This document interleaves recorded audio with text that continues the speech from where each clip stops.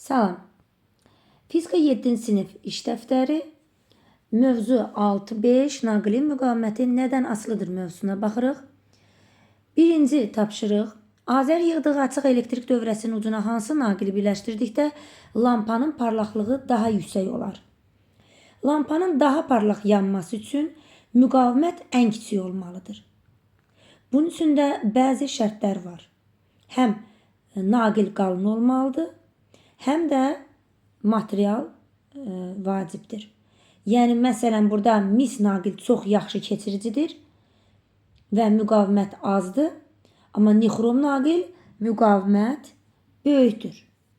Bizə də lazım olan naqilin qalın olmağı və eyni zamanda naqilin misdən olmağıdır. Mis yaxşı keçiricidir və ən kiçik müqavimət deməkdir. Yəni, bu zaman cəryan daha çox keçir və lampa da daha parlaq yanır. Ona görə biz B variantını seçirik. İkinci tapşırıq. Leyla eyni ölçülü nixrom və gümüş naqilləri növbə ilə dövrənin ucuna birləşdirdi. Bu təcrübəni aparmaqda Leylanın məqsədi nəyi araşdırmaq idi? Burada keçiricinin hazırlandığı maddədən asılı olması idi onun deməli araşdırılmasının səbəbi. Üçüncü tapşırıq. Nigar elektrik dövrəsinin uclarına birləşdirdiyi mis naqili eyni uzunluğu daha qalın mis naqillə əvəz etdikdə lampanın parlaqlığının artdığını müşahidə etdi. Buna səbəb nədir? Cavabını əsaslandır.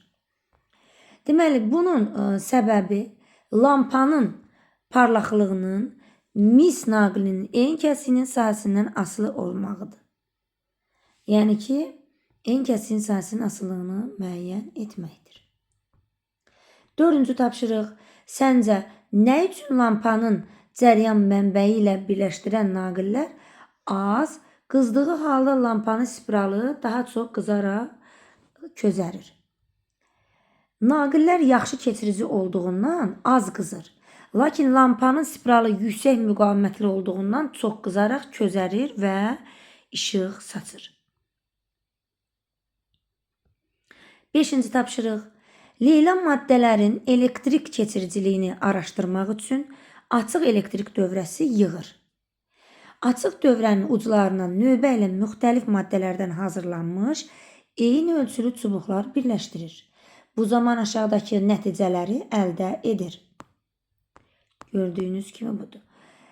Burada D variantına baxırıq ki, təcrübədə məqsəd lampanın yanıb yanmamasını yoxlamaqdır. Yəni, taxta çubuğu dövrənin uclarına toxundurduqda lampa yanmır. Burada təcrübələr bir-bir yazılıb və təcrübədən məqsəd lampanın yanıb yanmamasını yoxlamaqdır.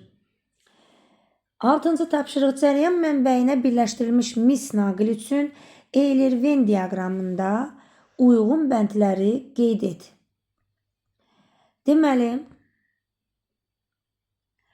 naqilin müqaviməti artır. Nə zaman artır? Naqilin uzunluğu artdıqda. Bu birinciyə uyğundur. Daha sonra naqilin müqaviməti azalır. Nə zaman? En kəsiyin sahəsi artdıqda. Naqildəki cəryan şiddəti dəyişir hər ikisində. Elektronlar iyonlarla daha çox toqquşar. Naqilin uzunluğu artdıqda. Elektronlar iyonlarla daha az toqquşar. Naqilin en kəsiyin sahəsi artdıqda. Sonuncu sual. Hansı ifadələr doğrudur? Şəkildəki reostatın sürgüsünü sağa sürüşdürdük. Gördüyünüz kimi buradan sağa sürüşdürüb. Bu reostatdır. Sürgüsünü sağa sürüşdürdə nə baş verir? Deməli, lampanın müqaviməti artar, reostatın müqaviməti azalar, lampadan keçən cəryan şiddəti artar. Bu qədər.